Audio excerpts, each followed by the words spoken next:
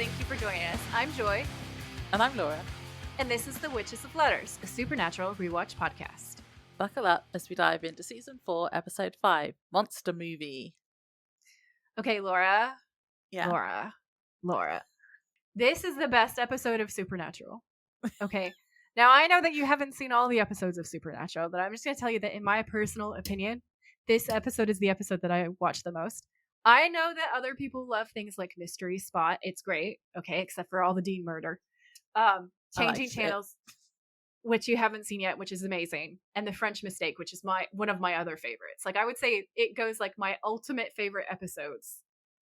Probably go something like Monster Movie, The French Mistake, Changing Channels, Bloody Mary. Those are my top 5, I think. Yeah. Bloody Mary is definitely up there for me because it was the scariest and Mystery Spot. It's so good. It's so good. I also really love the first episode. I watched the pilot a lot. But if I want to just sit down and watch an episode of Supernatural that I am obsessed with and it always makes me so happy, it's this episode. Yeah, it was really fun. I like all the old movie references and stuff. And the fact that it's black and white is really cool. I used to be obsessed with black and white photography and stuff when I was younger. So I love film noir. My grandfather was a massive movie geek. He's definitely where I get it from. He would always be the first person to buy whatever new movie tech out there was. And I remember when we had VHSs and he got the first big TV with the inset VHS player in it. He also went out and got this cool little tape rewinder. Because on a VHS, children who are too young to understand what I'm talking about, with the tape, you had to physically rewind it in order to play it back again, because it's not digital. It doesn't just automatically go from menu. So Be Kind Rewind. Be Kind Rewind was a real thing. And it was like this little race car, and it was red, and it would go because it was so loud and so fast rewinding the tapes. It sounded like the little car was trying to go somewhere. That's cool. Long story not short. He loved film noir. He loved classic black and white movies. And so I was shown a lot of really great classic cinema as a kid and just loved it. And we definitely watched monster movies when I was little too. I definitely have seen The Wolfman, Frankenstein, and Dracula a lot when I was younger, which I understand because they're so old that they're not usually considered scary to modern generations, and there's nothing super risque in them either. So it's pretty safe viewing for a young kid. Yeah. I just loved them. I remember being completely obsessed with Frankenstein, especially, and getting really emotional about the monster and just loving it. I must have watched Abbott and Costello versions as well with him. So there's so many reasons why I love this movie. As a grown-up film academic, I love them. And I love what they did here. And as a nostalgic little kid, I love the way that it reminds me of spending great time with my granddad. That's really nice. Yeah. Thank you. I haven't really got Some people don't like it. Don't like what? This episode. Which I suppose it is if you like old style movies, you're gonna like it, and if you don't, you're gonna not like it. I remember when I was at uni going to a classic movie, a film festival that was all old black and white movies, and the original Nosferatu was on and stuff like that. That's a good one. That's kind of my sort of nostalgic memory. Yeah.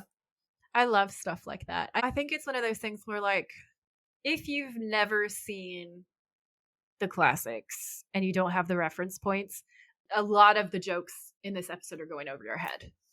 Mm-hmm. And a lot of the little subtle Easter eggs and things are going over your head. And there's nothing wrong with that, but I just feel that this episode was really written by film nerds for film nerds, in my opinion. This is a cinema heavy episode. This is for us. This is for the movie kids. And I love it with my whole heart. My Easter egg is actually an incredibly cool interview that was done by Entertainment Weekly with the writer Kripke, with Jensen, with Cool. Jared, and there's all this cool backstory. So I cannot wait to tell you all about it. But like from the interview as well, it just confirms my opinion that this is like a bunch of people who absolutely love the old movies and love cinema putting together something that really pulls from all the original source material.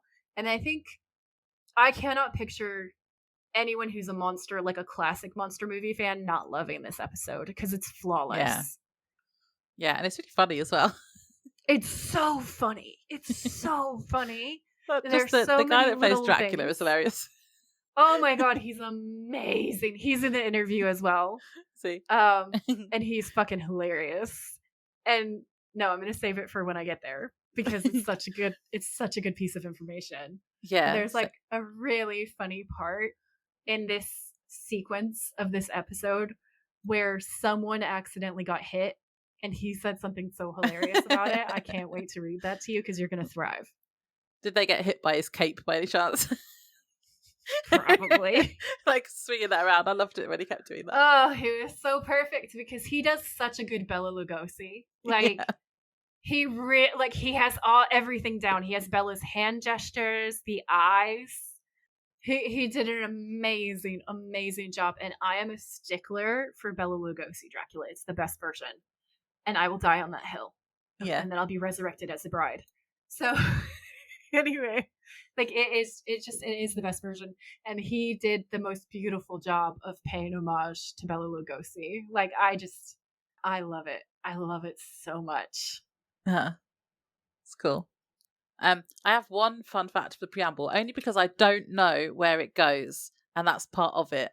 So on IMDb, I found a trivia thing that says Todd Scott, who plays the security guard in this episode, is the stunt double for Jensen Ackles. Now, no, what? I don't know who they mean though, because as far as I can tell, there was only one security guard that was the museum guy with the sarcophagus and stuff, but it wasn't him because he has a different name. So I'm like, I don't think there's another security guard, was there? I don't remember seeing another. Well, unless they're mixing up the people who carry in the sarcophagus and thinking that they were security guards as well. That's the only other thing that I can think of, because I can't think of a single other scene where we see a security guard. No, and I read this before I watched it again. I've watched this episode 3 times, and I was looking for a security guard the third time. But maybe as we go through, we'll have to make a note if there's another security guard. Yeah, if the script is one like, by the way. Yeah. The one I was thinking of, I looked him up, and like museum security guard is what he's listed as, and he's not Todd Scott. So no, and I also feel like even if they like put a bodysuit on him to make him look different, I feel like he'd still be too short to be Jensen's stunt double. Yeah, he like I know stunt doubles don't have to be height or shape like exact, but they do have to be similar enough that you can mistake them for the actor, right? So like, Well, we've been having more comments recently. So if any of the listeners know who Todd Scott is, let us know. Do you have any more preamble, or should I do synopsis? Synopsize us. So this is season 4, episode 5, Monster Movie. The original air date for this episode was October 16th, 2008. Sam and Dean investigate a series of bizarre murders in a small Pennsylvania town during Oktoberfest. The killings appear to be the work of classic horror movie monsters, such as Dracula, a werewolf, and a mummy. As they dig deeper, the brothers discover that the culprit is actually a shapeshifter who has been taking on the forms of these iconic movie monsters to act out his obsession with old horror films.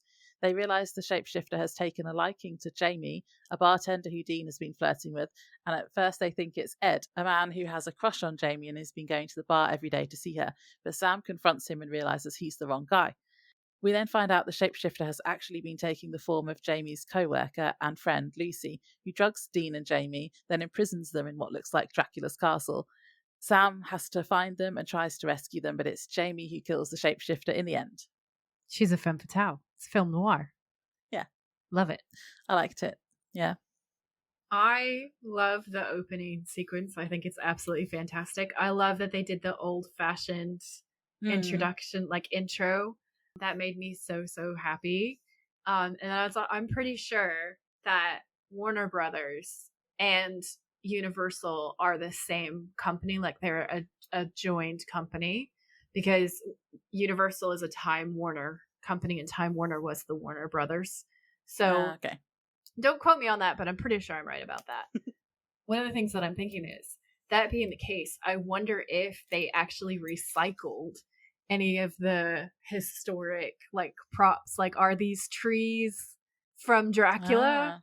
You know, are these old monster movie sets like legitimate, or was this them really accurately recreating it? Like, so much so that you would wonder if they'd use the original props, which just, my hat is off. My hat is off to set design, honestly. Yeah. Like, set design, props, like everyone, location scouts, like everything in this episode is flawless.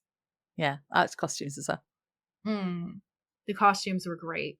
I do have a fun little fact that I found in the interview that I can tell you now, which is that they decided to set it during Oktoberfest because they wanted it to have that old world village look, like what you get in a lot of monster movies. Yeah. So they were able to get away with it looking like a classic monster movie film a lot more, and it being less modern looking because of that. That was, I think it was the writer's idea, but I don't fully remember. But I know that the director, Robert Singer, actually wore the top part of the Lederhosen outfit because Jensen was so embarrassed to wear that costume. He didn't want to come on set. So Robert put on the top half of it. He was like, I'm not doing the shorts. But he put on the top half of it and to give Jensen like moral support. And if you see Jared's face, like the way that Sam is laughing at Dean, I'm pretty sure that's just Jared being Jared, honestly. Like, it's so funny. When he calls him Hansel, do you reckon that was Jared? Yeah, I think so. I really want to see the original script and find out if that was an ad-lib or not, because it's fucking brilliant. It's so funny. That was funny. That's sweet, though, of Robert Singer. 100%. What a good guy. This is why they named Bobby after him. Yeah. So yeah, so my notes. I love the opening credit sequence, like I said. I love the creepy moon and the fog in the forests. Yeah, it's cool. It very much does echo the classic openings of things like Dracula and Frankenstein. And like the lightning and stuff. The lightning and the puns. The puns are so good. It's very Abbott and Costello, the puns that they drop. It's great.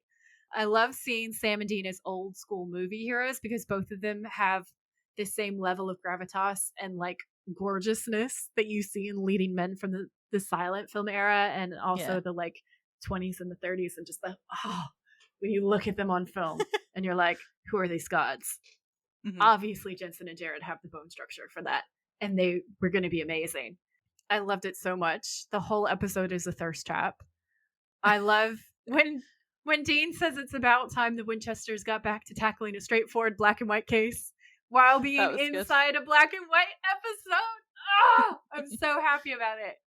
I loved that. Did you notice the sign? Yes, the Pennsylvania to Transylvania transition with the like lightning flash. I loved that so much. I loved it. That is like, cool. That was epic. Yeah. I didn't notice it the first time, but then I saw some trivia about it, and then I noticed it the second or third time. I was like, oh, this is so cool. I don't know if I noticed it on my first watch through ever, but I've seen this episode so many times, I definitely know it's a thing. Yeah. So we open with Sam and Dean driving down a dark road, and there's lightning in the background, and it looks really super cool, like we've just been saying. They drive past a sign that says "Welcome to Pennsylvania," and then as the lightning flashes, it turns to Transylvania. There's spooky old horror film music playing on the radio, and Dean turns it off, saying, "Radio around here sucks." That was so good. Yeah. Because like his music obviously wouldn't be able to have Dean's music in this episode. No. They start to talk about a case, and Sam is reading about it. Dean describes a victim that sounds like they've been killed by a vampire, drained of blood, bitten on the neck, etc. Sam isn't very enthusiastic about it, though, prompting Dean to say, "A little more gusto, please." Sam explains he's more focused on the impending apocalypse, but Dean's like, meh, we might as well have some fun. And he wants to chop vampires' heads off. Yep. That was just me paraphrasing, but that's basically it. Yeah. And he's really excited about it as well, because that's then when he says about it's a good old-fashioned monster hunt, and it's about time they have the straightforward black and white cases, that bit. Yeah, love it. So then we cut to Oktoberfest, And we see in here like a poker band, and they're in a very Gilmore Girls style looking bandstand gazebo thing. Fun fact, I checked out the location and it is real. So I thought Cannonsburg was a pun because they're doing canon horror films, but no, it's real. And they really do have an Oktoberfest, and it's actually, I think it's something like the largest in the United States. So cool. this part is like based on reality, which is fun. I thought you were about to say the fun fact that they did use that exact bandstand. So that, in my location stack of facts, is actually a place called Fantasy Village, and it is in Canada. And sadly, they mowed it all down and built condos over it. Except apparently there's 2 buildings left, but I looked at all of the photos and stuff of it, and it's so cool. It was so cool. It's probably still worth going there to like find the 2 buildings that were in it, but I just feel like how dumb, because I feel like at this point Supernatural had a big enough fan following that it was a bit of a phenomenon. And I feel like Supernatural films on your land, you don't develop it into condos. You like no. This could have been the ultimate Supernatural fan theme park. I'm so mad. Yeah, that would be cool. So Sam and Dean arrive at Oktoberfest in their little town. And Dean is talking about seeing the new Raiders film, and Sam says he's already seen it. And Dean's like, without me? And Sam points out that he was dead or in hell. And I looked this up because I was like, I wonder what they're talking about. Because I was like, Raiders? That can't be like Indiana Jones because that's too early. So I looked it up, and the AI overview on Google said that the 2008 film, because I was like, I looked up the year, that is commonly associated with Raiders. It's Alien Raiders, and it's a science fiction horror film. And I did a little bit more digging, but it was produced by John Sheban. So I think they were like... Oh, it's an internal joke. Oh, or they might have been promoting it because it was out that year. Oh, yeah. That's wild. So I thought that was fun. That is fun. I'll have there's a link I'll have in the notes about what I looked up to find that. But yeah, that was cool. I was like, oh, it must be this one because John Sheban. In my head, I was like, it has to be Indiana Jones. And then I was like, oh, is that the movie that shall not be named? Ugh. But it sounded like they were going to see a new movie, didn't it? So that's why it confused me. It did, yeah. I was like, they can't be Raiders of the Lost Ark. I couldn't remember when that one came out, but that was a lot later, I guess. So yeah, good job. Dean gets sidetracked by food when he sees big pretzels and goes to get them. And this made me really want a big pretzel. I think I voice noted you, didn't I? Saying, I want a big pretzel now. I love big soft pretzels. I fucking miss them so much. If they do gluten-free giant pretzels, I will be all over that shit. The way that I used to live for mall pretzels, when they're big and they're covered in those big grains of sea salt, and you would get them with like fresh made garlic butter. Oh. So I'm Dean, basically, and was just completely sidetracked by food. Dean literally says the word big pretzel, and Sam like smiles and shakes his head like this idiot. But then he brings back 2 giant pretzels. And Sam says thank you and looks kind of happy about it, and they're eating it. And Jamie walks by and says Guten Tag in a pretty flirtatious way. And Dean says, with his mouth full, Guten Tag yourself. And I loved it. I thought this was fucking great. It was just so good. This is when we see the sheriff, and Sam says, looks like that's our man. So they walk over to him, and he's Sheriff Dietrich, which is fun. Feels like an old movie reference, but I can't quite remember who. But I'm sure there's a Dietrich in some of the movies. Anyway, so he asks if they're the boys from the Fed, and they say Agents Angus and Young. Laura, do you know who that is? AC/DC. Exactly. I'm proud of you. So they show their badges, and Sam says, we called ahead about your problem. And he says, right, I'll tell you what, why don't we talk about this away from the crowd? So then we cut to the morgue. And the sheriff is drawing back the sheet of a body. And he says, Mercer Wright, 26, just up from Lockhart for the fest. Terrible, just terrible. It's the last thing this town needs during peak tourist season. To which I voice noted Laura while we were watching it. He is actually the mayor from Jaws. He's literally like, This is not what we need during tourist season. Also, can I just say that was the most Southern I've ever said tourist. Oh, Lord. Anyway, so... Florida's showing. And my Florida is coming out.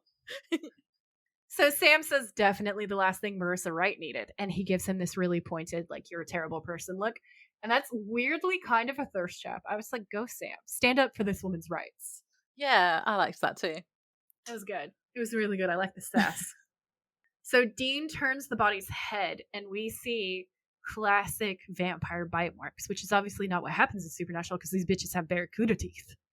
He's like, what the fuck? Actually, what he says is what the hell. But the spirit is the same. Dietrich says, yeah, you got me. I mean, this killer's some kind of grade A wacko, right? I mean, some Satan-worshipping, Anne Rice-reading gothic psycho vampire wannabe.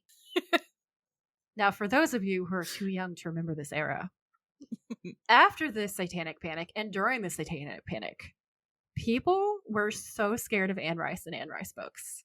Yeah. And I find that personally hilarious. They were scared of goths, which I also find hilarious. There were some psycho vampire wannabes, and they did go on crime sprees. That's true. But I just find that whole line amazing. There's also other psychos that go on murder sprees that, you know, aren't goths. True. And vampires. True. That line, just like, I was like, wow. This really sums up the Satanic Panic situation. Yeah. I thought it was quite funny. It's great. So Dean says that the sheriff mentioned a witness, and the sheriff says, I wished I didn't. But our witness insisted. That's Ed Brewer, not exactly what you call reliable. And then we cut to a bar, and it's the outside of the bar. Now, fun location fact. This is a real bar in Canada. And as far as I can tell, it's still open. At one point, they did close, and they were going to bulldozer it, which, what are you thinking? What are you thinking? But then there was a Facebook group that actually rallied together to save it, which we thank you as the Supernatural fan community, because that would be so much fun. Add it to the road trip. Yeah. Mm-hmm. But yeah, so what were you going to say, Laura? I was just going to say about the point of view when they closed the Oh, yeah, that's thing. in my notes, cool. Actually. I was too busy looking at the script to actually remember that. So what happens is when they shut the body back into the morgue tray thing, right? The slidey thing that goes away into a drawer, the morgue drawer. The camera is inside the drawer. So he closes the drawer and we see them slide away and then it cuts to black, obviously. And then we cut to the bar. That was a sick transition. Well remembered, Laura. Gold stars to you. Yeah, so they go to the bar. It's really busy because of the festival. Sam and Dean go up to the bar and see the blonde woman from before, so Jamie, is serving. Mm-hmm. And she says that she remembers them. And Dean says that he remembers her too. And he says, I never forget a pretty everything. I love the way he flirted with her. I like how, their flirting is funny because she's just like not impressed with him to start with. Or like pretending she's not impressed with him. I feel like as a bartender who looks like Jamie, hard relate. Okay. Yeah. Boys are going to hit on you just all the time and you're like a goldfish in a bowl. And so I feel like she has a very thick skin for people hitting on her, and good for her because that's just what you have to do.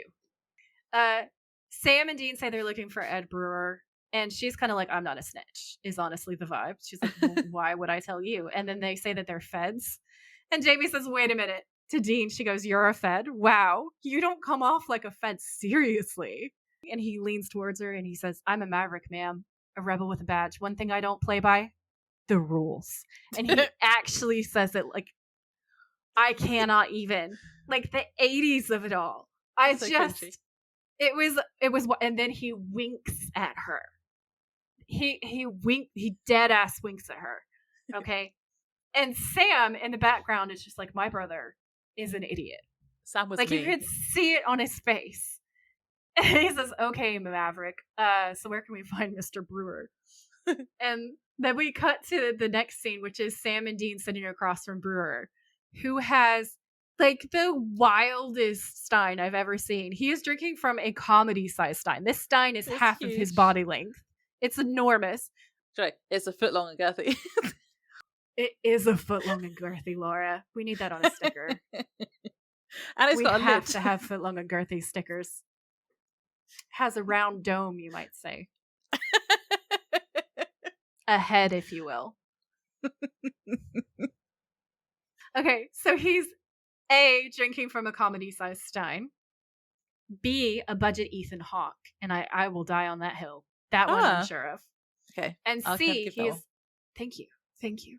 He is perfect for this part. He understood the assignment and he's clearly watched old movies because he works a little bit of Renfield quirkiness and also some other characters into his performance. He does a lot of hand gestures and a lot of facial expressions that you see more from the older films. Okay, so Sam and Dean are sitting across from Ed, obviously, and he says, I told the cops everything I saw. No one believes me. Why should you be any different? The weird faces he's pulling. I love this man. Dean says, believe me, Mr. Brewer, we're different. And Brewer says, I spoke the God's honest truth, and now I'm the town joke. And he's like frenetically, weirdly drinking from the fucking giant stein while he's saying these things too. So Sam says, Marissa Wright's murder is no joke to us, and we want to hear everything, no matter how strange it might seem. Dean says, we have a lot of experience with strange. He uncaps it and does another weird comedy take of drinking from it. And then he like rubs his hand across his face in a weird way. And then he goes, it was just after midnight. I just left there like I do every night. I cut through the park on the way home. At first, I thought it was a couple kissing, but she was struggling too much. And I can't do it, but he does this weird Midwestern mom thing when he says this part that makes it really quirky and odd, but also kind of endearing. No idea, but it's great. He says, and this man, he was biting her neck. And Sam says, can you describe her assailant? And Brewer goes, oh, he was a vampire. And Dean says, okay, right. And by that you mean, and Brewer goes, a vampire? And Dean goes, uh-huh. And Brewer goes, yeah. And Dean says, so he looked like, and Brewer says, he looked like a vampire, with the fangs and the slicked back hair and the fancy cape and the little medallion thingy on the ribbon. And Dean says, you mean like Dracula? And Brewer says, exactly, like a Dracula, right down to the accent. And Sam says, the accent? And Brewer goes, yep. And Sam says, what did he say? And Brewer goes, something like, and then he goes, and he does a dramatic Dracula arm, like cape movement. And Sam jumps out of his chair. And that part is so funny. And he goes, stay away, mortal, the night is mine. You do believe me, don't you? And it's so funny. Because he does this full, hilarious. Yeah, he does this full Dracula impersonation, right? And then he goes, you do believe me, don't you? And it's so back and forth and wild. And then we cut to Jamie and Lucy at the bar. And Jamie's saying they must be following up on that murdered woman. And Lucy says, ugh, crazy Ed and his vampire story. Jamie says he might be weird, but he's not crazy. And Lucy says, look, you're just saying that because the guy has a crush on you and he tips you in 20s. Valid. Yeah. Lucy blots her lips on a napkin and leaves it on the bar. And my notes say, this was a clue. This was a red flag because no woman bartender would ever do that. Like, I don't know a single woman who would ever like blot their lipstick randomly and then just leave that shit lying around like that. That's gross. Yeah. Unhygienic. Weird. If you're a bartender, you're the person cleaning up the bar. Why the hell? Yeah, I sort of understand this, to be honest. So I wrote Lucy's blotting her lipstick on a paper towel, which is kind of important for later, although I'm still not actually sure why it was a clue. Well, so I thought that it was kind of cool because I feel like it's her villain calling card. Like when he's being bride number 3. Yeah. I feel like he wanted to have a sassy little calling card. He's dropping these little hints and clues. But and how later, maybe I should say it later, but when Sam sees another one of those like lipstick things later, and he's like, oh, it's Lucy. And I'm like, how did you get that? How did you get that together? So there are 2 reasons why. Number 1, specifically, we see Sam taking notice of it, that it's her lipstick, that she does it, right? And only she does that because it's weird. Number 2, Lucy is also a name from Dracula. Number 3, I think Sam saw her when it's in my notes, but when she's in the bar, she's literally reading a film magazine about old movies. Okay. And he's seen all of it, and Sam, being Stanford Sam and like crazy smart, puts it all together in that moment. And it's like, it's her. Yeah, see, first of all, you just said there's 2 reasons why, and then you said 3. I am Dean. Dean is me. I was like, maybe it's a weird shapeshifter thing, like maybe because their like skin always comes off, she's having to put her lips more.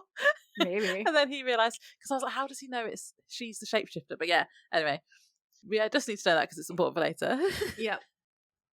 So Lucy gets called away and she leaves. Dean walks up to the bar and says, so you got a beer back there for me? And Jamie says, I don't know, Agent Young, you off duty? And Dean says, and then some.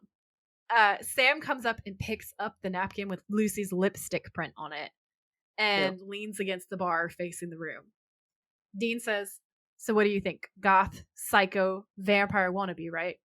And Sam says, definitely not our kind of case. And Dean says, agreed, but who cares? Because he's like, this hot girl is hot, right? So he says to Sam, room's paid for and it's Oktoberfest. Come on, brother, beer and bar wenches.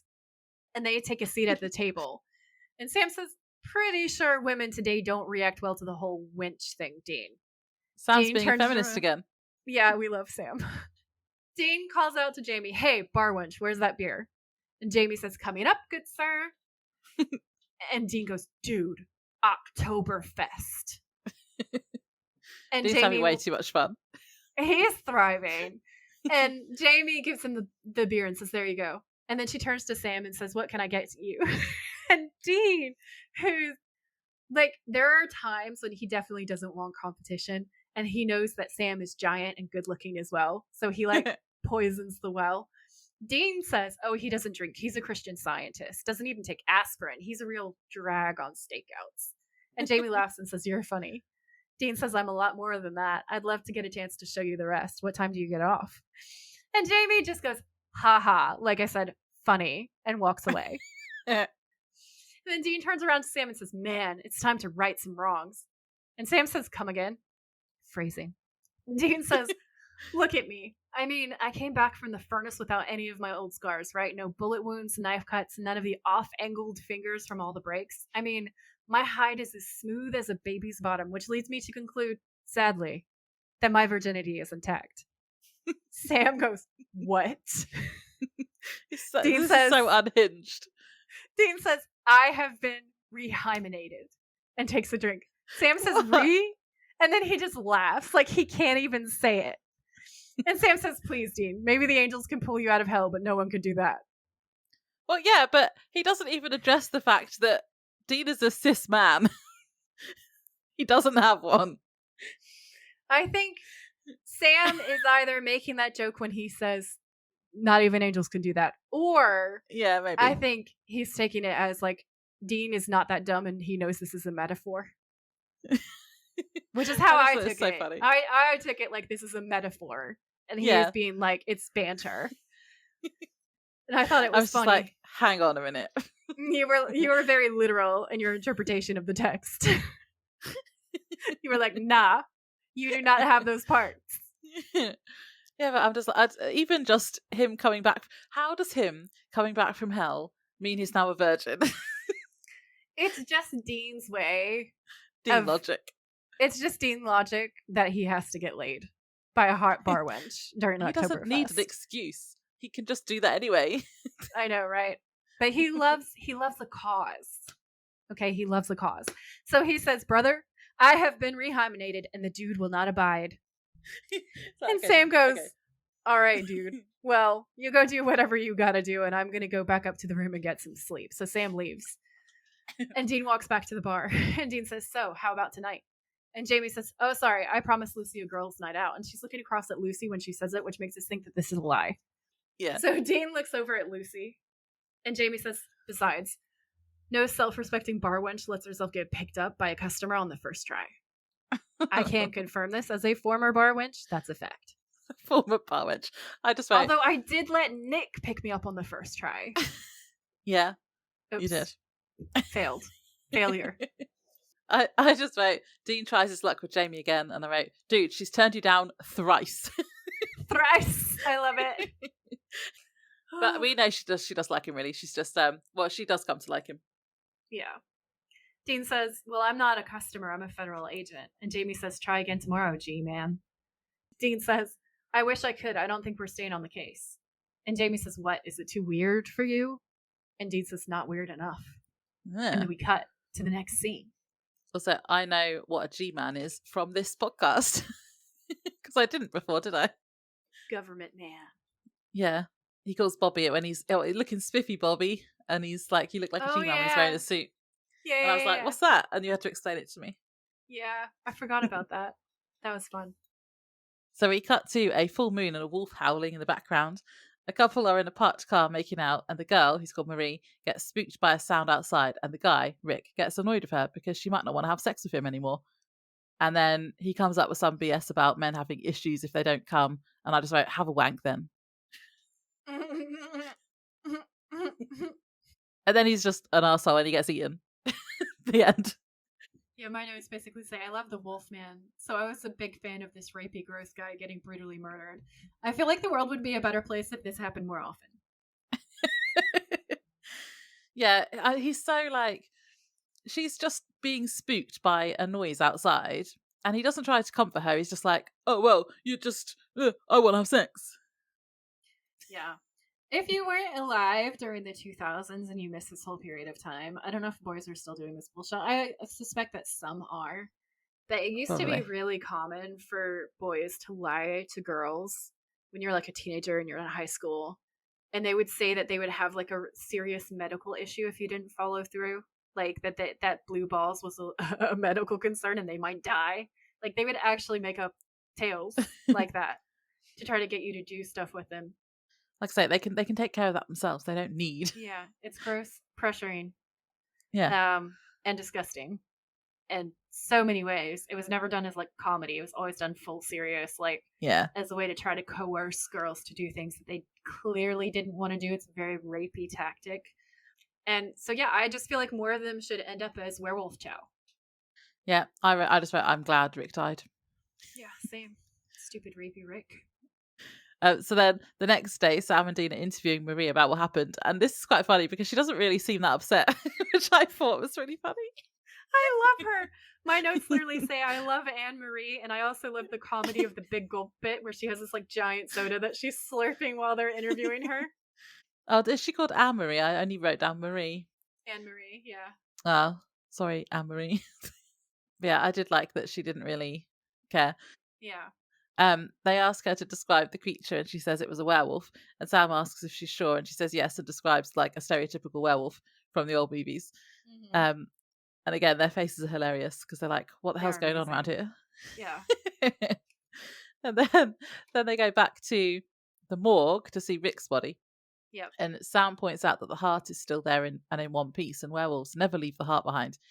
And Dean's like, what the hell's going on? And the sheriff comes in and says he was hoping they could tell him that. And he says the fibres they found on the body were wolf hairs. And then Sam and Dean give each other a funny looks, and Dean says he's getting a headache.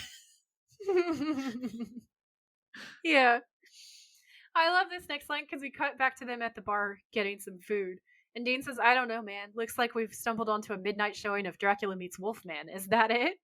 And Sam says, I don't know. I mean, Wolfman seems real enough. Makes Dracula seem a little less impossible, I guess.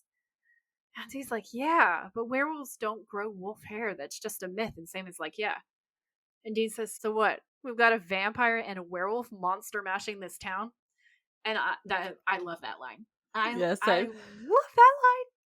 line. Monster mash. Yeah. So Jamie brings over some beers and says, looks like you guys are staying a while. I heard about Rick Deacon. And Dean says, yeah, this case just got weird enough for our department. And Jamie says, well, beers are on me. And just so you know, I get off at midnight tonight. Yeah. And so Dean says, it's not another girls' night out? And Jamie says, doesn't have to be. And Dean says, okay then, I'll see you tonight. And Jamie says, okay then. And she leaves. And she's giving us film noir leading lady vibes for sure. Yeah. She's so sassy and beautiful. It's amazing. Yeah, I like her. And Dean says, hey, you think this Dracula could turn into a bat? That would be cool. And he has like a beer mustache. And he has the craziest beer mustache, which I said was a weird thirst trap, honestly, because it's the excitement about Dracula turning into a bat combined with the crazy beer mustache. He's like really excited, yeah. He's so excited. Yeah. So then we get a shot of a museum building from outside, and it's all like misty and cool. A security guard is talking on the phone, asking if someone was expecting a delivery, and he's standing next to a sarcophagus, and he's saying it was just there on the loading dock. And as he talks, the lid starts to move, and then a mummy comes out of it. He tries to shoot it, but gets strangled and choked instead. And I just wrote, "Ooh, the close up of the mummy's face is actually quite scary." I put that I love the museum scene, and I wrote Boris Karloff, eat your heart out. Also, ew, why is that an expression? And then when he goes to shoot at it, I wrote, dude, it's a mummy. It's already dead. And then I wrote, this man died of stupidity. So when Dean shoots ghosts. Yeah, exactly.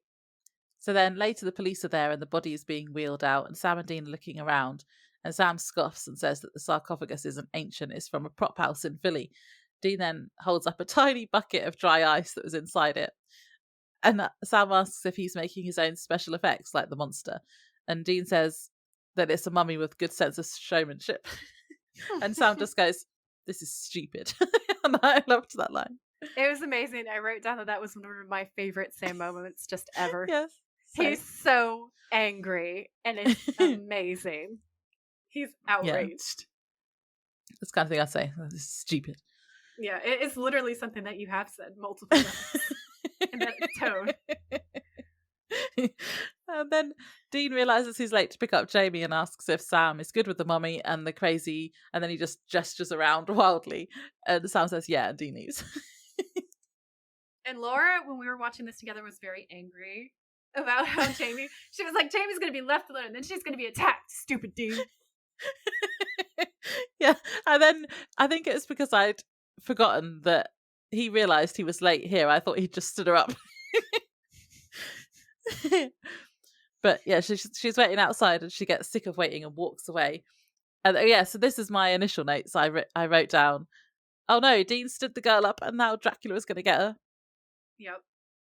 That made me laugh so hard. So this is the perfect place to put my Easter egg, because I feel like watching the rest of what Jamie does is going to be more emotionally impactful if you understand the origins of this character. So I'm going to read you this article. It's called, Is There Garlic on This Pizza? An Oral History of Supernatural's Monster Movie Episode. So this was written by Samantha Heifel. So I have that article, and I believe this one is also attached to an EW Entertainment Weekly article as well. And I think I kind of cut and pasted them together in this kind of Frankenstein cool thing. But all of the links to all of the originals and the full articles are in my show notes.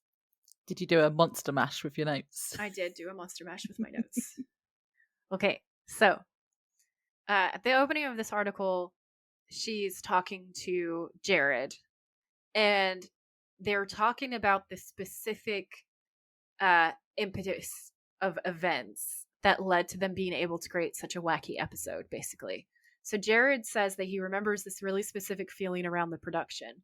The writer's strike the prior season had made us all kind of concerned that we would lose it all. So I remember a certain excitement around that year. And then Eric Kripke, because they were all sitting in a room when she did this interview, says, we were in a really great spot by season 4.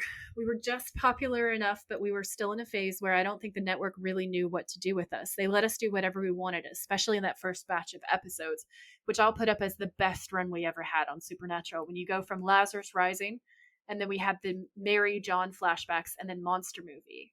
Monster Movie is the 5th episode of the season, a black and white hour that pays homage to classic horror movies when the brothers find themselves hunting a shapeshifter. I won't read all the rest of that because we know it. We're in it. But Kripke basically goes on to say, I was an obsessive fan of the X-Files, and in their prime, they got really bold and adventurous with their format, and they had a black and white episode.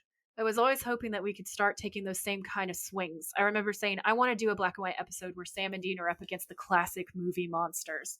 But I think Ben, meaning Ben Edlund, came up with the shapeshifter. We were trying to figure out, how do you get a mummy and a werewolf and a Frankenstein and a Dracula in the same episode? That makes no fucking sense. So this idea of a shapeshifter who loved movies and was just ultimately a fanboy was the secret to cracking that one open. And then Robert Singer says, I think that script was Ben at his best. I was really happy that I was in line to direct because I really love those old movies. So it was fortuitous that I got to do it. And I have to say that, like, when you look at the camera work and the lighting, all the things that go together to make monster movies so great, you can tell It's such a Yeah, he labor was of love. trying things out, like the He did, lighting thing with the, yeah, what's it called, with the eye, when he just shows the the eyes eye again. slat, the film noir lighting over Yeah. the eyes. Yeah, slat lighting stuff. So Jensen says it's all just paying homage to the old school ways of doing things, which having Bob at the helm, he's seen all those movies time and time again. So he was the perfect guy to direct this episode. Kripke goes on to say, Bob has an encyclopedic knowledge of movies, especially older films. He's a classicist, and his directing style is a lot of that kind of beautiful, elegant Hollywood style, and I think he just really relished it.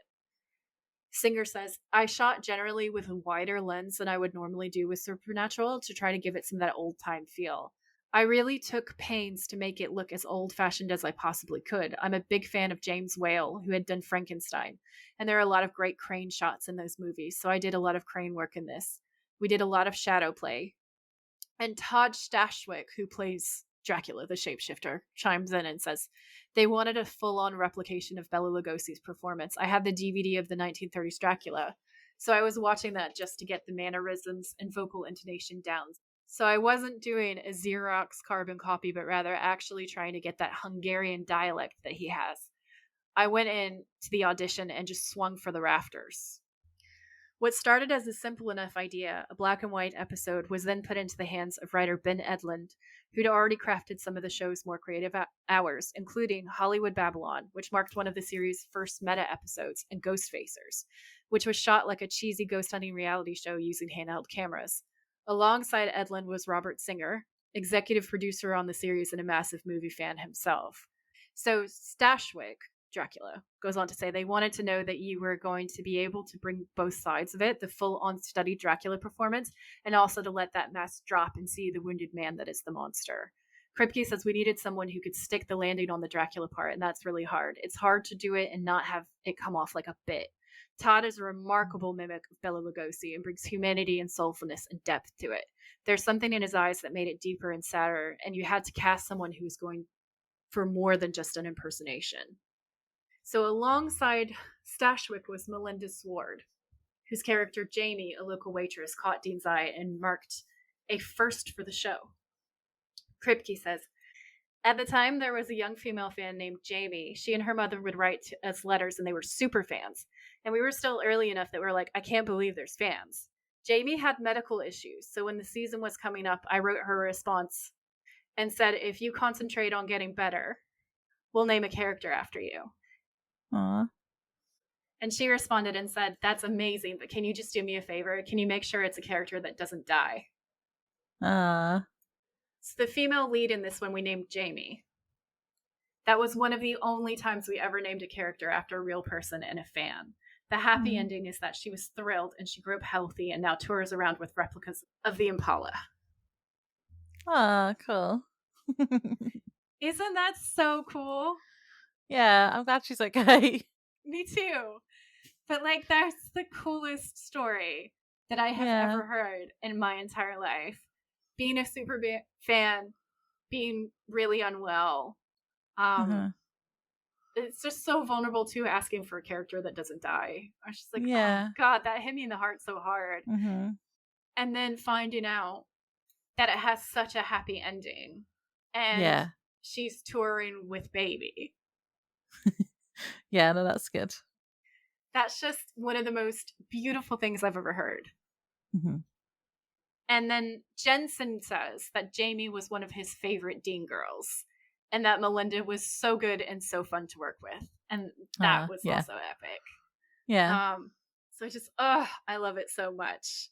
And it hits harder emotionally as an episode when you know who Jamie was written for. Yeah. So Kripke goes on to say that their composer, Christopher Lennertz, actually wrote real orchestral music for this episode, and that's the music that we hear throughout the episode. Kripke said he loved the opening of the episode and the whole title sequence. And then this is when he tells us about the Oktoberfest and how it was Ben Edlund's absolute genius, so that everyone suddenly looks like European villagers and everything becomes a real monster movie. And then that was a really good idea. Yep, we're about to come up in the when we get back into the episode, the fight between Dean and Dracula, right? Okay, so here's the tidbit that I teased earlier. So Stashwick says there's an infamous assault scene. I'm in full crazy mode and I'm supposed to clock Jensen in his beautiful face with my elbow. And for whatever reason, in that moment, I perhaps leaned in, he perhaps leaned in. We closed that gap and I clocked him. So what you see on the DVD extras is me being all Dracula and then me being mortified that I just hit their $1 billion baby in the face. I love when he's like, his beautiful face. His beautiful I face. forgot to watch the extras before this episode. We've got to watch the special features because I need to see this. And then Jensen immediately says he caught me with an elbow, but he probably thought he hit me harder than he did. It was a mix between a good shot and a graze, but he immediately broke character and he was like, "Are you good?" And I was like, "Yeah, that one woke me up." And then he just laughs. So it was just absolutely fantastic. And then they talk about Jensen and the lederhosen, like I brought up before. Singer says Jensen was like, "Oh God, do I have to wear this?" So to make him feel better, I put on the lederhosen top. I didn't go with the full shorts, but I did direct that day in the lederhosen top to take the edge off of it a little bit for him. And Jensen says, "I remember that." And then he says he directed in that shirt and he laughs. And he says those were authentic leather lederhosen from Bavaria, only the best for Dean. And then Jared says, when Jensen's first getting strapped to the table, because he's a big guy, I remember them talking about how for the visuals, like they wanted it to be like he's a quote unquote damsel in distress. So if they used a normal size platform, it would have looked comical, but not in a good way. So they had to make it a little bigger because he's kind of big. Yeah, I did think it was quite a big table. Yeah, and that's why. And then Jared goes on to say, I think Jensen and I must have watched this episode together in 2008 because I remember looking at each other and going, "Oh my God, the pizza guy is way better than he needs to be." Jensen says that line, because of the way that Todd delivered it, we used that line on set many, many times. Whenever somebody asked a question that had an obvious no to it, it'd be like, "Hey, did you want the big light on in the distance?" And Bob would be like, "Is there garlic on it?" So that became a little ism on the set. And then you're going to be delighted, okay? Because we've said this so many times on the podcast, and this is just like double down confirmation. Kripke says, I remember it getting a positive reception. I think people appreciated the swings we were starting to take. I just love that this small little supernatural show that's arguably a Buffy ripoff on the CW got so experimental. I am really proud that we were doing legit avant-garde stuff, really experimental filmmaking, which this one was, and then we just kept pushing it. And Ackles says this was when we were really hitting our stride. We were in the pocket with these characters, with the storytelling, with the writing. The first year was really finding our feet. The second was like, okay, we somehow survived a network merge. Let's not mess this up. And then the third season, we started playing a little bit. So by the fourth season, we're like, now we know where we need to be. This was the perfect time to do one of these outside of the box episodes. This is definitely one of my top 10. So Jensen and I, same boat. Okay. Yeah. Same boat. And that is the article. But I was just like, this has got to be my strike because this is sick. Yeah. This is the best interview I've ever read. I fucking love Entertainment Weekly. They do the best supernatural stuff. Cool. Yeah, I like all the behind the scenes as well. It was fantastic. I love that interview, and I'm really grateful to that writer. Yeah. So Dracula appears. So Jamie's been waiting for Dean, and she gets sick of waiting and walks away. And she walks down the street, and Dracula appears and says, "Good evening," and she runs away. You can do the Dracula bits. She runs away, and he does the thing with his cape where he swishes it around him and follows her. She runs down a dead end alley. And Dracula tells her that he's watched her for many nights from afar. Creep. And then this is where we have that lighting effect where just the eyes are lit that you've mentioned before. The noir eye light. It's peak cinema. I have that. Yeah. And I heard there's bats flapping right at the beginning, and then he just appears, and that's when he says good evening. And I wrote the cape drama is wonderful. Yeah, I love the cape stuff. So Dracula says, I have watched you for many nights from afar. My passion knows no bounds, Mina. And Jamie's like, this guy's a freak. And she starts fumbling in her purse. And this is when Dracula says, you are the reincarnation of my beloved, and I must have you. And that's when she pepper sprays him in the eyes. And that's comedy genius, honestly. And then he falls out of the accident and he goes, Mary, son of a. And then he runs after her, and it's funny. Yes, he's kind of like gone out of character, hasn't he? Which is interesting. Yeah, because he's in so much pain he couldn't do Dracula's voice anymore. He does that a few times throughout the episode, doesn't he? He does. It's very cool. I like it a lot. Yeah. So then he chases after her. Jamie then runs into Dean, and Dean sees Dracula and is like, son of a bitch. And Dracula tells him he shouldn't use that language in the presence of his bride. And Dean's like, okay, and punches him. And then Dracula pops back up, hissing, with his fangs on show. And Dean tries to punch him again, but is blocked this time. And Dracula pushes him against a wall. Dean tells Jamie to run, and she does. And then Dracula calls Dean Mr. Harker and tries to bite his neck. Dean grabs his head and then pulls his ear off, and then Dracula runs away. I was like, ew. I wrote, this part is so hot when he's like, okay. And then he goes from full sarcasm into this huge right hook. And I wrote, Dracula does a flawless hiss in Dean's face. Yeah, that was funny. I love that part. I also really enjoy the part where this was also a thirst trap. When he grabs Dean by the throat and smashes him into the brick wall, holding him by the neck. Dean makes that like hot jaw clench angry hero face that is the thirst trap of the sun. And then I wrote, nay, 1,000 suns. And I included a picture of it in my show notes so you can see what I'm talking about because damn. Thank you, Jensen. Then so Dean chases him. So Dracula's run off and Dean chases him, and this bit is hilarious because he jumps over a gate and Dean can't, so he watches him through this gate. And then we hear an engine start and Dean's watching him. And then we see he's on a moped. And the cape is flapping behind him while he's doing the intense Dracula stare the entire way. It's so funny. It's amazing. And then they cut to an old black and white movie intermission. I fucking love this episode. It was so good. Like the curtain and everything. Oh, God. So after the intermission, Sam meets Dean and Jamie at the bar and asks if they're okay. And Dean shows Sam the ear and says he thinks he knows what's going on. And he asks Sam to touch it. Sam thinks he's joking at first, but Dean just stares at him, so then he touches it. And Dean asks if it feels familiar. And I was wondering where he was going with this at this point. And then Sam realizes what Dean means. And Dean says, the skin of a shapeshifter. And I was like, bleh, bleh. Bleh, bleh.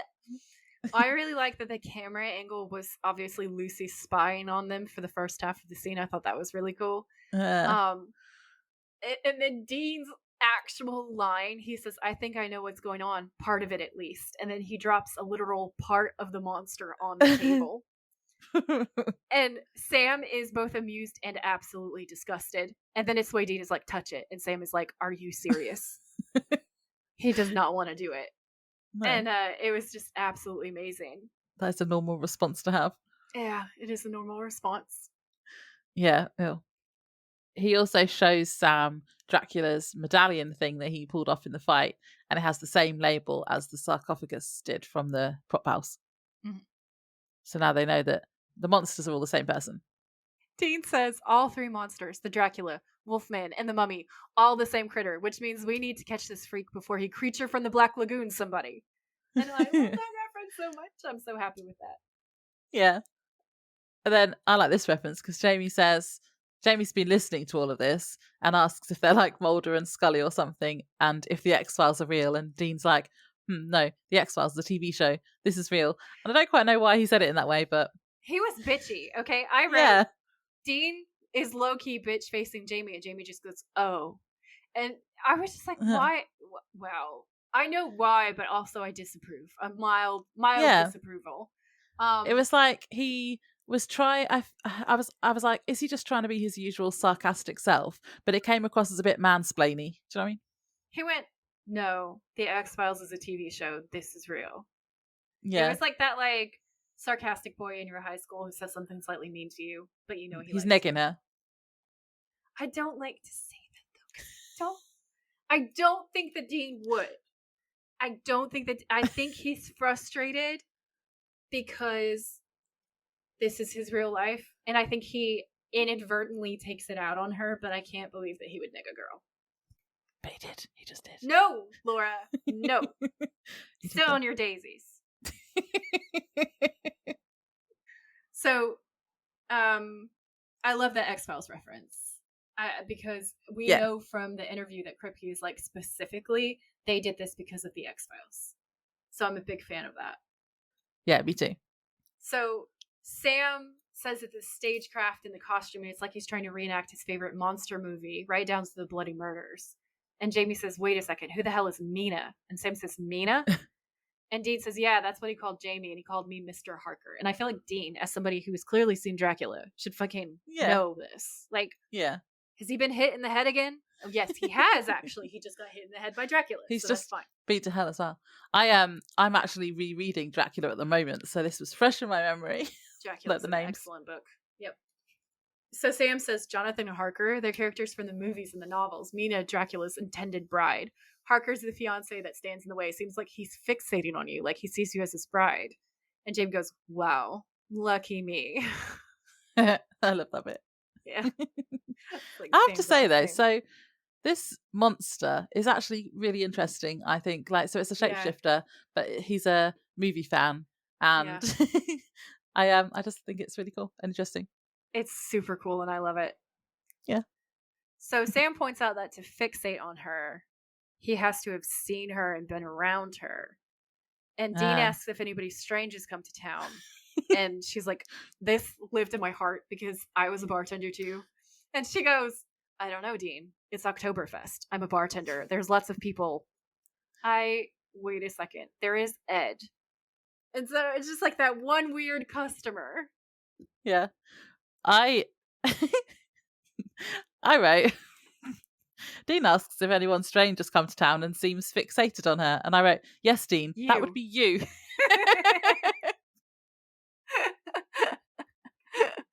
Oh my god, that's hilarious. It might be Dean all along. The weird hot guy. Yeah. So Jamie says that he moved there about a month ago, that Lucy thinks that he has a crush on her and that he's there almost every night, but she doesn't think he's that type of guy.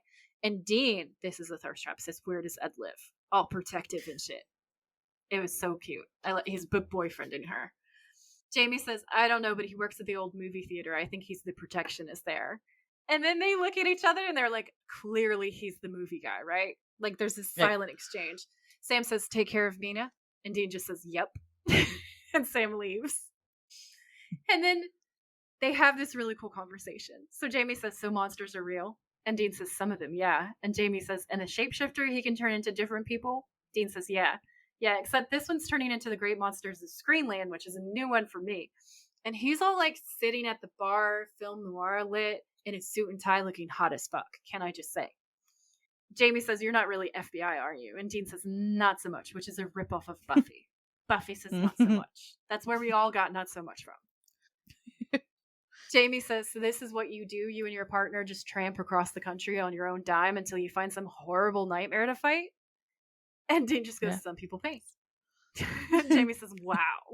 And Dean says, what? And Jamie says, that must suck. I mean, you're giving up your life for this terrible, I don't know, responsibility.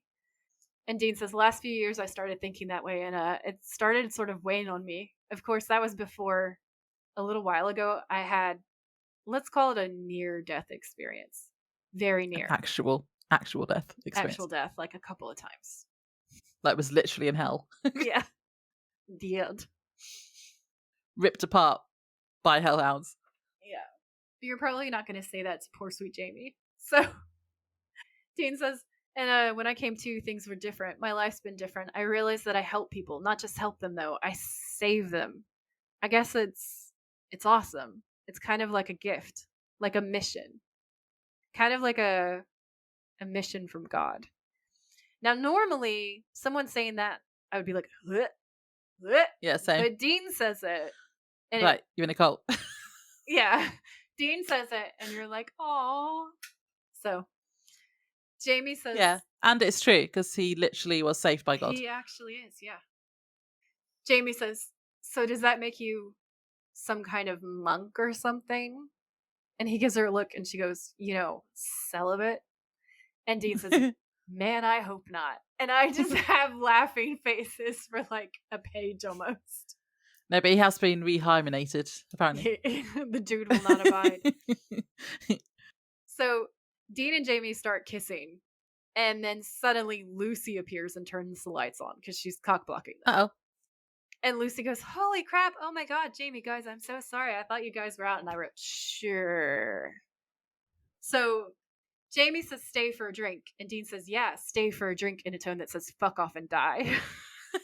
Which was so funny. That was funny. So That's exactly how he said it. I could not even.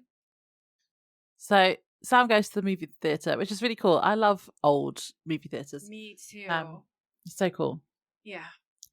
And it says that Phantom of the Opera is playing and the background music is like the organ music from that as well. Mm-hmm. And we think it's just background music to start with. This was really cool. I liked this. But then as Sam walks through the corridor, it seems like he can hear it too. And then he gets a gun out of his pocket and goes into the theatre. So the way that it's set up, there's almost like a curtain, like a projector curtain between Sam and Ed. And so we see this full Phantom of the Opera kind of figure. How we see the classic organ scene. And Sam sees it, and then he checks the clip in his gun. The music swells. He starts towards this shadow of the man. And then we sort of transition through, and we see Ed in his shirt and his boxers with all these lit candles around this dramatic organ, which has to be there for like, if the theater had all these movie posters for old movies. Now, some silent movies, what they would do is have a pianist organ player really in the theater, and these people would be given sheet music, and then that's how you would hear the movie, because silent movies, the clue is in the name. So that's how you would experience the film. This old theater is clearly old. It's also a hilarious music Easter egg because it's called Goth. And Goth, when he was alive, was like somebody who rubbed elbows with a lot of incredibly famous composers. So I thought that was funny and quirky. Mm-hmm. I liked how the organ thing though, so it looks like a big organ, doesn't it? Yeah. Like an actual organ, but it's just like, it doesn't have the actual organ keys because it's just like an actual keyboard. Casio plugged into it. It's a Casio plugged into it like a sound system. Yeah. So Ed switches it, and we hear that classic Casio, like quirky, like. It's the bossa nova. Yeah. It's that beat, right? It's so funny. It's so happy and upbeat, and he's so weird. It's great, and he's very much surprised by Sam and goes, "Whoa!" Sam grabs him, pushes him against the organ, and holds him at gunpoint. And Brewer's like, "Whoa, you're FBI, man. What did I?" Sam says, "Shut up, okay? You know what you did." And Brewer says, "What?" And Sam says, "I know what you are." And Brewer says, "I'm not anything. I just like to play the Casio." And Sam's all, "Had time to grow the ear back, huh?" And Brewer's like, "What?" And Sam tries to rip his ear off, which obviously doesn't happen because he's got the wrong guy. And Sam goes, "It's supposed to come off." And Brewer goes, "No, it's not." No, it isn't. I died laughing. Sam's face is amazing. This like pained, awkward expression. It's like that one time when he broke into that mayor's office in Sin City that he thought was a crooked bad guy, but then he wasn't. He was like, I'm really, it's like that level of Sam face. I have photos of it in my show notes because it's beautiful and perfect. He's like, it is like that. That was funny. It's so awkward and so cute. It is amazing. Amazing. Yeah. So he was a red herring. So then we go back to the bar, and Dean and Jamie are telling Lucy about their night and like what's happened. She does the lipstick thing again. And I still didn't get it at this point. I was like, the lipstick must be significant, but I still don't understand why. Is it something to do with the shapeshifter having gross skin? I didn't get it. So Jamie and Dean start to look like they've been drugged because they have. And Dean realizes what's happening and then punches Lucy. And Jamie's like, well, "What are you doing?" And then faints. And Dean says, "It's you, isn't it?" to Lucy, who looks up and her face is all crooked now. And she pushes her jaw back into place. And Dean kicks her. Yep. And that's what she put in the drinks. I write the absolute comedy of Dean being all heroic and Jamie bragging about it, but then Dean gets absolutely owned immediately afterwards. Yeah, and he faints as well. Yeah, he passes out because he's been drugged. It's so funny. Like, Jamie passes out, and then he does the whole, he hits her so hard her jaw unhinges, and then you have the monster villain click back in, which was amazing. He breaks a bottle, and then he's like, that's all right, I'll skin you myself. But then immediately passes out doing this full comedy flail straight backwards. And then Lucy says, and scene. And then she stomps on his head. It's amazing. Oh. Uh-oh. Yeah, this is when he then wakes up in what looks like Frankenstein's lab, tied up, and he's also been dressed in lederhosen. And then Dracula comes in. It's amazing. So Dracula says, he's pointing to a portrait behind him. Also, I love this set. This set is everything that I want in a house. Yeah, it's cool. It's amazing. Especially the castle-y room. So Dracula says that bride number 3, who's the face that he stole, was beautiful, and she never got the acclaim that she deserved, which is why he chose her shape, to move among the mortals unnoticed. And then he says, to listen to the cricket songs of the living. And I thought that was hilarious. And then he says, that's when I discovered my bride had been reborn in this century. And Dean just goes, I can't get over what a pumpkin pie-eyed, crazy son of a bitch you really are. You're not Dracula, you get that, right? Or even if you think you are Dracula, what the hell's up with the mummy? And he's having such a meltdown about it. Like, I love it so much. And then he gets punched in the face. And Dracula screams, I am all monsters. And Dean says, life ain't a movie, you sorry sack of... And then Dracula punches him again. And he goes, ah! Because it obviously really hurts. And Dracula says, life is small, meager, and messy. The movies are grand, simple, elegant. I have chosen elegance. And he does the dramatic cape flap. And it's beautiful. And then Dean says, you think elegance is really the word for what you did to Marissa or Rick or Deacon or any of the others? And Dracula says, but of course, it is a monster movie after all, which I loved. Yeah. And Dean says, you do realize what happens at the end of every monster movie. And Dracula says, but this movie is mine. And in it, the monster wins. The monster gets the girl. And the hero, he's electrocuted. And tonight, Jonathan Harker, you will be my hero. And then he moves over to the giant Frankenstein lightning conduit switchy thing. But he does it super slow. Okay, like, you know how that one vampire dies in Buffy the movie? Not the TV series, the movie, children. Go watch it. And it's very slow. He's like moving in slow motion like he's in the film. Because if he was in the film, this part would be in slow motion. And there's all the back and forth, like close-up shots between Dean's face and Dracula's face. And I have pictures of it in my show notes because it's beautiful.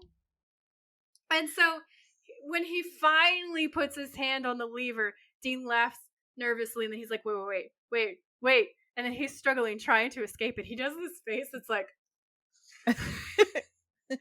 and Dracula does his face that's like...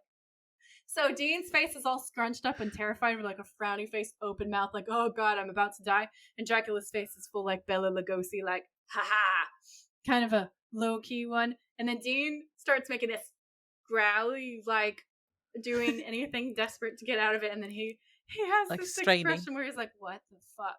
Because the doorbell rings and Dracula says, please, excuse Saved by the bell. me. Yeah. And then he does a dramatic cape flap and covers his entire being with the cape.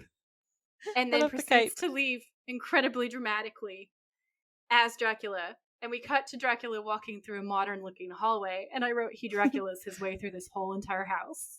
He has my whole heart for that. The doorbell rings again.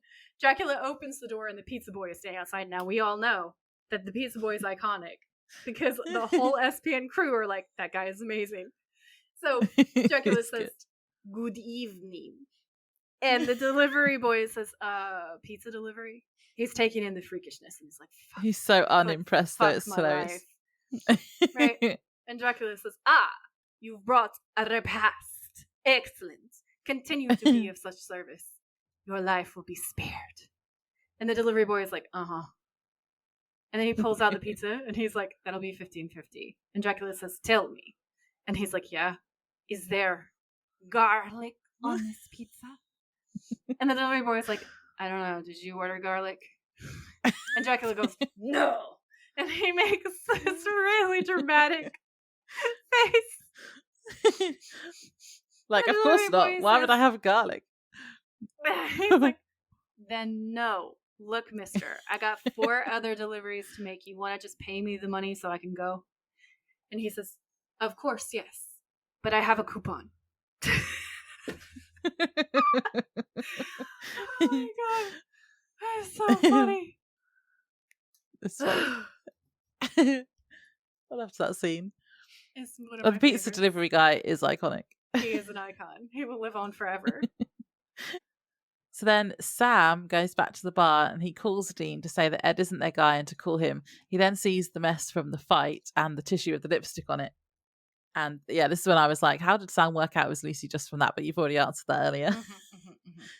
And then we cut back to Dracula's house and we see Jamie asleep on a bed somewhere else in the kind of castle looking place. And she wakes up and Dracula is there and he says he got her a gown to wear. And she asks where she is and where Dean is. And he says Harker is elsewhere and tells her to put the gown on so they can eat. They're having pizza. Which was so wild. It was just like the most basement boy thing ever. Yeah. Pizza. Pizza. Jamie looks really upset and asks if he made up Lucy, and she doesn't do as he asks, so he gets angry and shouts at her to put on the gown. But he doesn't have the accent then either, does he? Because he's like, no, he drops it. She's ruining his plans. Yeah. And he's really scary there, actually. He really is. He just screams, put on the gown, in this really unhinged way. Yeah. He's scary. It is very scary. It's excellent. He's an amazing actor. 10 out of 10. Yeah. It's Sam breaking in, because there's cross cuts between this scene and Sam breaking in. Sam breaking in is a thirst trap. Right. I have a question though. How has he found Dracula's house? How did he know where to go? All he did was go to the bar, pick up some lipstick, and go, "Oh, Lucy." But how did he know? He probably where to go? touched a laptop and did the research, and then said to himself, "Yeah, but what did he look up?" To the lore.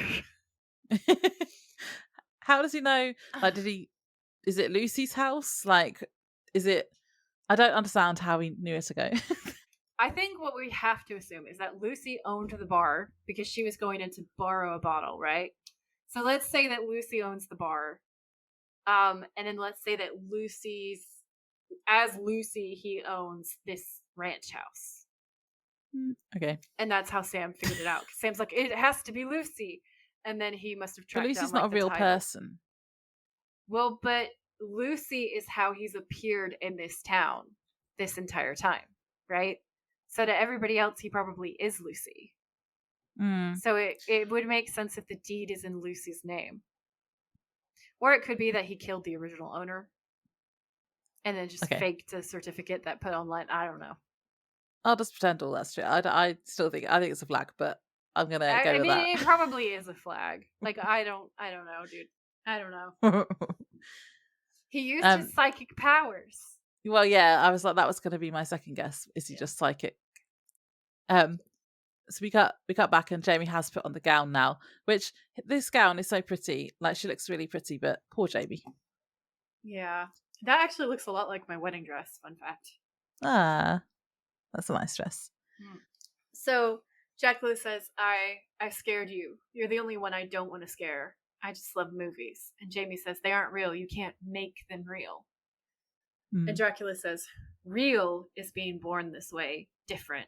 Real is having your dad call you monster. It's the first time you ever hear the word. And he tries to beat you to death with a shovel. Everywhere I ran, everywhere I tried to hide, people found me, dragged me out, attacked me, called me freak, called me monster. Then I found them. The great monsters. In their movies, they were strong, they were feared, they were beautiful. And now I am like them, commanding, terrifying. And he does this cute little Dracula accent on that word. And I was like, oh, that's amazing. when he said they called me a freak and a monster bit, I was like, wait, Sam, is that you? Yeah. Made me laugh. So Dracula says, I was lonely. Now I have you. Jamie says, ever think that maybe you're lonely because you kill people? And Dracula says, or I kill people because I'm lonely. That doesn't make sense, Dracula.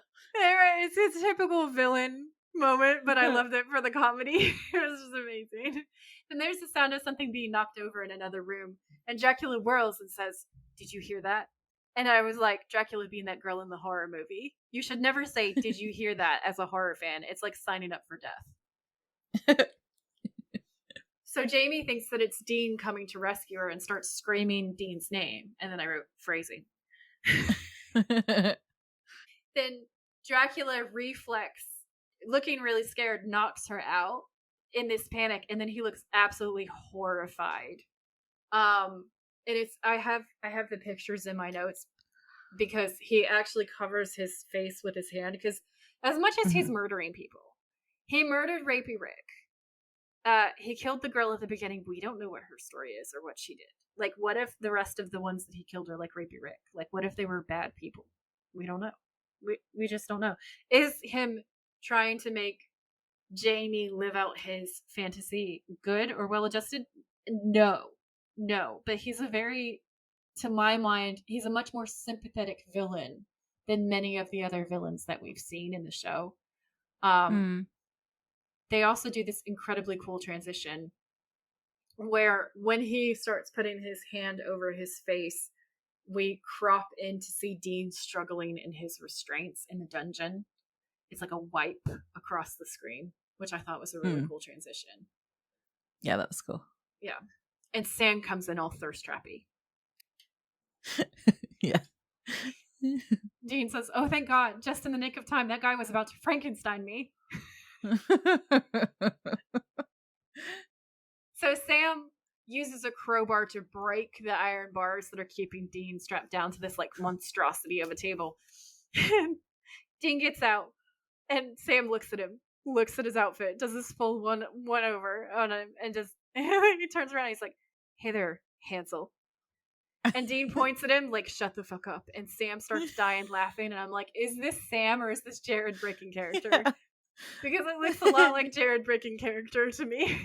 And then goes, Jensen being shut up. Yeah, Jensen goes, shut up. I honestly think that was not necessarily exactly what was in there. And I think they just broke character. I think he starts laughing and Jensen goes, shut up. Yeah, that's what I think too. Pictures of that, also in my notes, just saying. So Dean gestures for Sam to kick the door down like it's your turn. It's a silent like hand gesture. Sam puts his foot through the door, punching a hole in it, because it turns out to also be like a movie prop. It looks a lot like the door from Frankenstein, actually. Yeah. Was this intentional? Has Dracula made it like a movie set? Yes. Yeah. Okay. So his whole foot gets stuck in it. And then he does this weird scarecrow flail to try to not fall down also.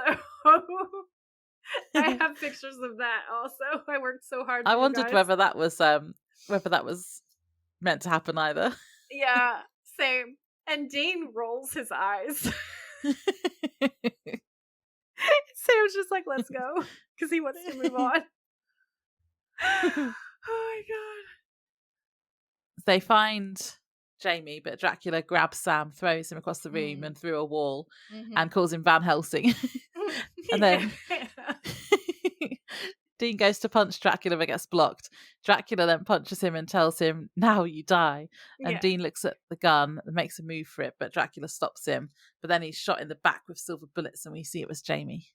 Also, he makes this perfect like arms up, so cape dramatic, vampire hissing face. It's all so cool. It is so good. He's really good. Yeah, and he says, silver? In this tone of horror.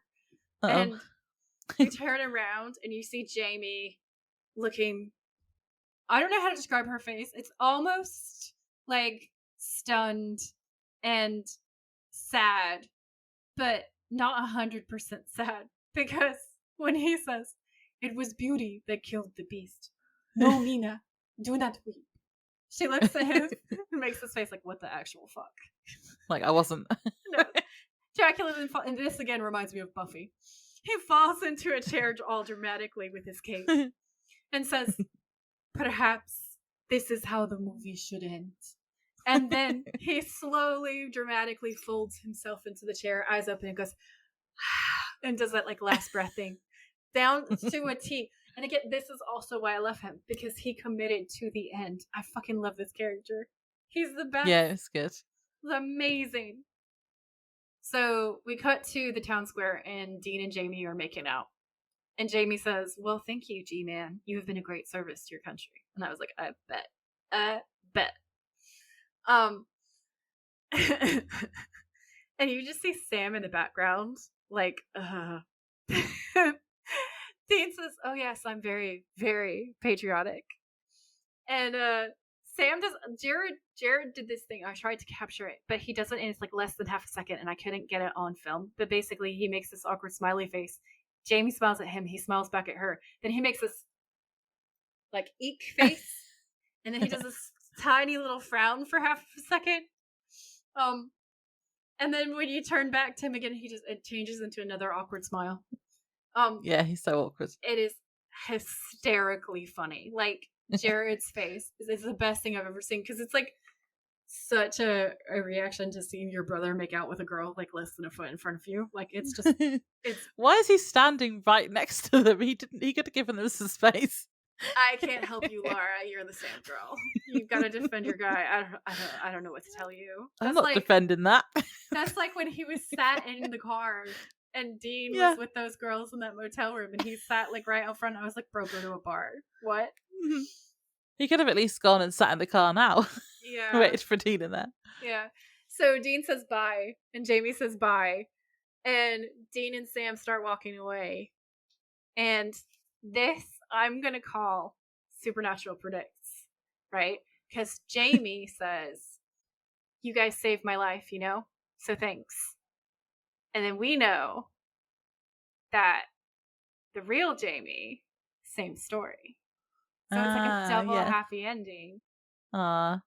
Which is a beautiful moment. And I'm not going to ruin it exactly, but I have a comedy note that goes alongside with our fictional Jamie, who says, "You guys saved my life, so thanks." And I wrote, "She's giving them too much credit since she femme fatale that shapeshifter to death." Yeah, that's what I was thinking. That's like, you saved yourself. So there's a thirst trap moment where Sam and Dean are talking to each other, and Jared has this like dimple, and it's this side shot of both of them, and Jensen looks so handsome. They both look so it's just a stupid double thirst trap. Honestly, it's amazing. Because Sam says, "I like her." Because he always gets like the empowered woman. He's like, "That's cool." And I love him for that. I love him for being such a feminist. And Dean's saying that it feels good to be back on the job, doesn't it? And Sam says, "Yeah, it does." And Dean says, "The hero gets the girl, the monster gets the gank. All in all, a happy ending with a happy ending, no less." And then he makes this. Has to ruin it. He has to ruin it. And Sam says, "Real classy, Dean." And Dean says, "Hey, all I'm saying is the shifter man had a point. You know, it would be nice if life was movie simple. Although, if I was turning life into a movie, I wouldn't do this Abbott and Costello meet the monster crap." And Sam says, "Yeah, I know. I know what you'd pick." And Dean says, "No, you don't." And Sam says, "Yeah, I do." And Dean says, "No, you don't. You don't." And Sam says, "Porky's too." And Dean says, "What?" And Sam says, "You heard me." And he's so smug about it. And Dean says, "Lucky guess." But you can tell that he's impressed and also slightly disturbed, like, "Stop reading my mind, you psychic boy." And then you have the end, dramatic old school credits, and then they add a question mark. Da da da. And that was fun. That's the end of the episode. Yay.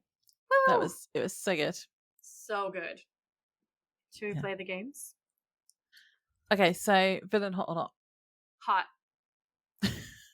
Dracula. Immediately, yes. Okay. I put no, but he was cool. Because you're a silly goose. I think it's just because he was too goofy He is goofy, but I love it. He's great. Although I have to say, I said that I liked that about Sam when he was goofy. Anyway, episode scare rating. It has scary moments for sure, but overall, it's a comedy. Yeah, it's definitely a comedy horror. So I'm probably gonna give it like 4 on the scare scale. Yeah, I didn't actually give it rating. I just put I can go. I bet it wasn't scary, but 10 out of 10 for awesome rating. Absolutely. I'll give it like a 2. Yeah, that feels pretty fair. I feel like the scariest part for me was when he shouted at her to put the dress on. Yeah, that was scary. Some of the fight scenes were a little bit scary. It was like good threatening action. Rapey Braun or whatever his name was, I hate him. That part was scary because I was scared for her. But then I was really excited when the werewolf ripped him apart. Yeah, it's very Abbott and Costello. Yeah. What were your favourite quotes? Oh my days. I have 4. It's earlier on in the episode. Let me just scroll. Oh. The back and forth between Jamie and Dracula, where Jamie says, everything that maybe you're lonely because you kill people, and Dracula says, or I kill people because I'm lonely. Because that was so fun. There's some great lines. That has to be one of my top ones. And then there's something that Jensen says towards the beginning. Oh, I know that you didn't like it, but I thought the whole rehymenated thing was hilarious. Where he's like, I have been rehymenated. I thought it was funny. I just didn't. I was like, wait. I was laughing so hard, and Sam is like, Dean, maybe angels can pull you out of hell, but no one could do that. You're such a whore. That's impossible. Hell yes, virgin no. Those are probably my top ones. Mine, I had Dean saying radio around here sucks right at the beginning. Yeah. I had Sam's, this is stupid. I love that line so much. That's probably my all-time favourite. And then I had Ed saying, I'm not anything, I just like to play the Casio. That was pretty excellent too. And then I also had Sam saying, hey there, Hansel. That's epic. I love that. I think my favourite is This is Stupid. This is Stupid is top tier. That is such a funny moment. Jared is fucking hilarious. He can do comedy so well. Yeah, that was also quite a Laura line, so I think that's why I like it too. That was a very Laura line. What was your best thirst trap? Okay, so it's when Dean is talking to Dracula, right? They're about to fight. Dracula says, you should not use such language in the presence of my bride, right? And Dean kind of pauses and then looks at him and he goes, okay. And then he just hauls off and does the huge right hook. Hot. Dracula hissing. Hot. Hot, hot, hot, hot, hot. Everything is hot. And then when he grabs Dean and he throws him against the wall and Dean does the jaw tick thing. I fucking love a jawline. I love a strong jawline. An angry man jawline on a hot guy. 10 out of 10. Catnip to me. What about you? I just put Sam kicking the door down, but I had a question mark, so I'm obviously not very convinced by that. I would have thought if it was gonna be a Sam one, when he breaks in is pretty sexy. When he thinks that's better. When he thinks that Ed is the dude and then he charges in with the gun, that's pretty hot. When he charges in to save Dean, that's also pretty hot. Yeah, I'll go with those instead, because the kicking the door down was more funny because he gets his foot stuck. Yeah, that was hilarious. I love that. It does start out hot because there's the first moment where you see him go, okay, and then he goes to kick the door down and he gives it some serious force. That's sexy. I think that's the bit I was thinking of, but then yeah. Who's your MVP of the episode? Jamie. Yeah, that's who I had as well. Yeah, I put she killed the monster and had to put up with Dean. Yeah, for sure. I'd also like to give it an honorable mention MVP to in real life Jamie, because how cool do you have to be to get better and then be a badass and then drive baby around and like have befriended people in the show from a distance. So much so name they write a character for you. Yeah, that's cool. Yeah, that's really nice. MVP. Yeah. And then we didn't have a motel, but we did have Dracula's castle house/film set. 100 stars. I will live there for the rest of my life. Yeah, I want to live there. I liked the room where Jamie was. Yes, the castle room. It's gorgeous. It is gothic gorgeousness. Set design, trophies everywhere. Okay, beautiful, amazing. I want to move in immediately. Yeah. Should we wrap it up there then? I was going to say, you guys feel free to comment your favorite part of this episode and whether you had heard about the real Jamie before. Yeah. Because I never knew that before and it just really touched my heart. I thought it was so cool. So feel free to write in and let us know if that was news to you too.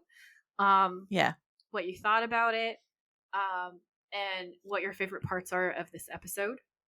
If you don't like this episode, you're going to have to justify yourself to me, okay? And then I'm going to need you to go and watch all of the old monster movies. And then I'm going to need you to come back and be like, I was wrong.